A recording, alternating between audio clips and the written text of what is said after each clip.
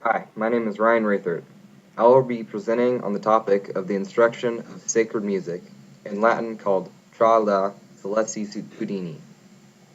Sacred music gives audible beauty to the liturgy. Its purpose is to prepare the listener for receiving grace in the sacraments.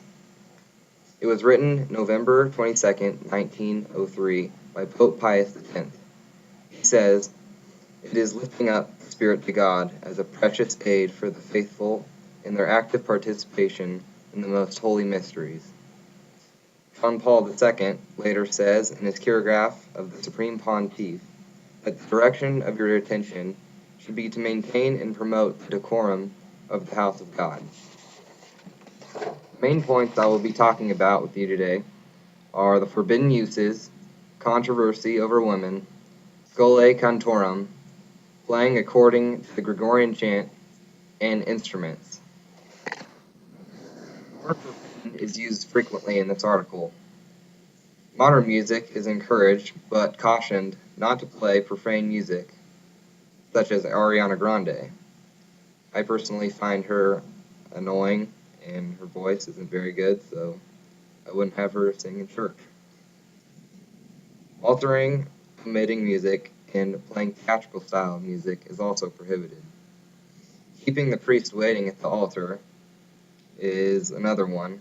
What this means is that the Sanctus of the Mass must be over before the elevation, and the Gloria must be relatively short. Women aren't allowed to be in the choir.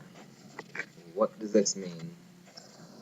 Technical, singers in the church have a real liturgical office. Therefore, women, being incapable of exercising such office, can't be admitted to the choir. Boys must be used to sing the higher noted songs instead. So this sounds like we have sexist Pope. But do we?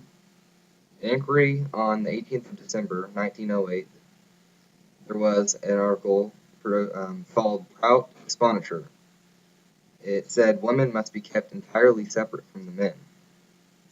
Soloists and choirs of all women were strictly forbidden in this.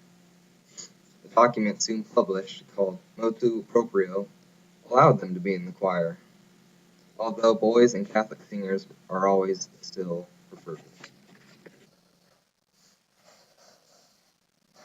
Care should be taken to restore Scholae Cantorum. This will benefit the members of the church in becoming fruitful.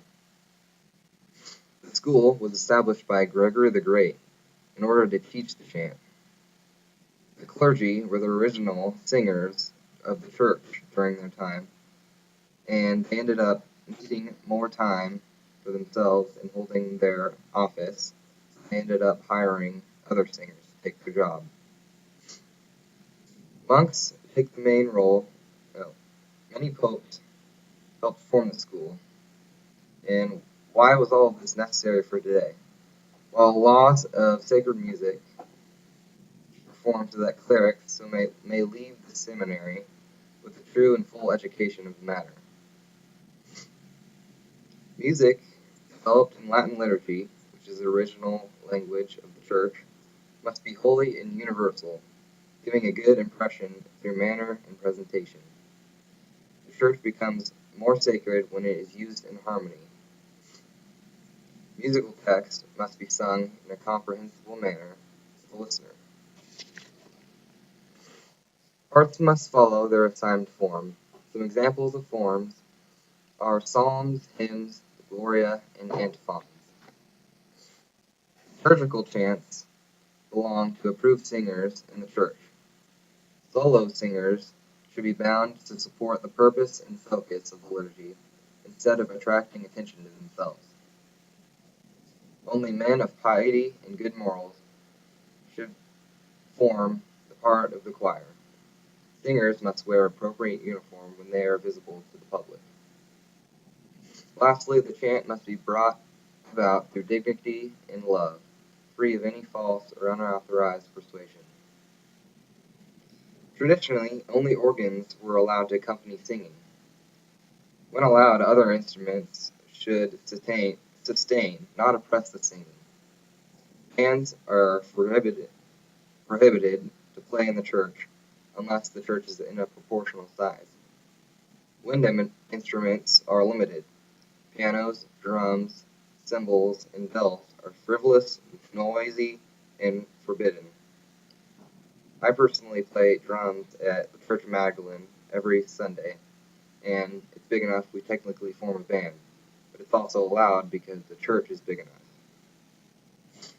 I don't play too obnoxious, but the hardest part can sometimes be finding that medium and balancing between being reverent and adding to the flow of music. So as long as I keep people interested and engaged in the parts of the Mass, drums are allowed. In conclusion, music is a part of the liturgy, serving as its humble handmaiden. The whole union of choir masters, singers, clergies, priests, and diocesan ordinaries shall follow these reforms with favor, so that the Church may remain worthy of authority. We as a community must establish the real and practical use of the Gregorian chant, while still being in accordance with the intended meaning of the original text by its creators. Thank you.